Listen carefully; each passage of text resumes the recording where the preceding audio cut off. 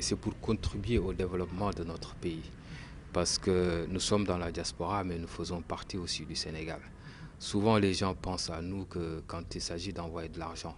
Mais nous avons une opinion, nous avons des compétences, nous avons des réseaux et nous voulons aussi apporter notre pierre à l'édifice. Lutter contre la pauvreté, les questions sociales, parce que je pense qu'au Sénégal, il y a quelques personnes qui n'ont pas de travail et qui souhaiteraient avoir un emploi, garder leur dignité. Hein. Et ça passe par le développement de l'économie, de l'industrie, beaucoup de secteurs, les nouvelles technologies, de l'information et de la communication, la recherche scientifique, l'intelligence artificielle. Il y a tellement de choses à faire qui nous permettraient de créer des entreprises dans ces secteurs et pourvoir des emplois pour les Sénégalais de façon générale. Il y a des avancées. On n'est pas nihiliste en fait. On ne peut pas dire qu'il n'y a pas d'avancées. Si, il y a quelques réalisations qui sont faites.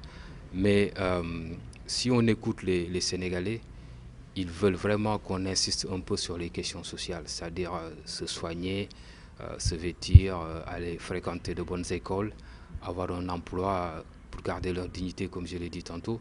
Donc nous souhaitons nous investir sur ce terrain-là et aussi préparer l'avenir. Et j'en profite pour le préciser, parce que certains me posent régulièrement cette question, si je suis candidat à ces élections. Non, je ne suis pas candidat à l'élection présidentielle, mais nous préparons l'avenir, nous préparons le futur, parce que nous symbolisons cet avenir-là.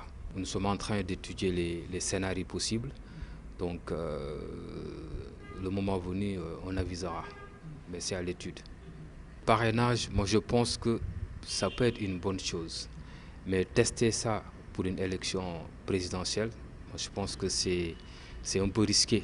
C'est un peu risqué. On aurait pu attendre une autre élection, mais là, voilà, c'est un peu risqué. La preuve, il y a eu des surprises pour certains candidats. Voilà. Et puis, j'aurais préféré aussi qu'on continue à explorer des choses, hein, parce que, comme on dit, la matière est inépuisable. Si on réfléchit, on peut toujours trouver d'autres solutions qui conviendraient. Par exemple, faire des primaires par idéologie, les libéraux entre eux, les socialistes et les communistes, s'il en existe encore, entre eux, les candidats indépendants entre eux. Tout ça supervisé par l'État. Et puis après, il en sortira peut-être 3 candidats. Voilà. Comme je ne suis pas candidat, je n'ai pas eu l'occasion de vivre tout cela.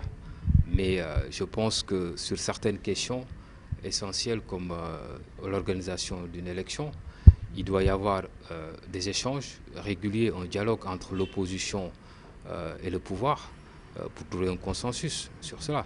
Parce que, comme je l'ai dit tantôt, nous préférons, en tout cas nous, au RPD-DEFCO, le tuilage plutôt que le clivage. Une élection apaisée, transparente, voilà. Donc sans violence, parce que surtout sans violence verbale, parce que il faut pas, la violence commence par le verbe déjà, hein, et donc il faut éviter tout cela, hein, les invectives, mettre l'accent sur les programmes, les idées, et les Sénégalais choisiront le meilleur candidat.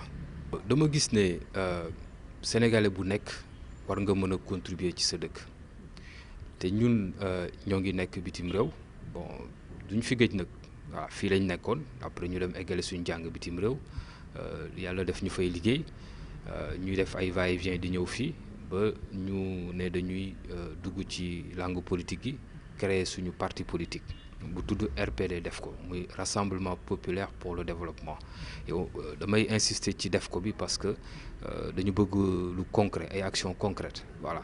Donc ñu ñëw en tant que aussi ku nekk ci diaspora bi am tànk fële am tànk fii am benn lu ñu dund benn expérience bu ñu dund am ay réseau ci diaspora bi xam fa ay suñu naataangoo yoo xam ne dañu am compétence am xalaat bi ñu am aussi ñu ne dañuy bëgg a ñëw pour contribuer uniquement parce que dama yaakaar ni c'est un peu lâche xaw ma nu ñu koy waxee ci olof mais en tout cas nga banque sa loxo nga mun a indi dara nga bañ a def dara je pense que loolu ku bëgg sa réew waroo ko mën a def. mooy li nga xam ne mooy question sociale yi c'est-à-dire que li soxal Sénégalais yi tey boo leen laajee lu ñu lay wax dañu bëgg a lekk ba suur dañu bëgg faju dañu bëgg dem ci ay écoles yu baax dañu bëgg solo mooy li nga xam ne daal ay besoins primaires la yoo xam ne yow dañ ko régler définitivement Sénégalais yi mën a jàll ci leneen voilà donc loolu mooy seen mbébét il faut suñu offre politique aussi méngoo ak loolu waaw cela ne nous empêche pas aussi de les faire rêver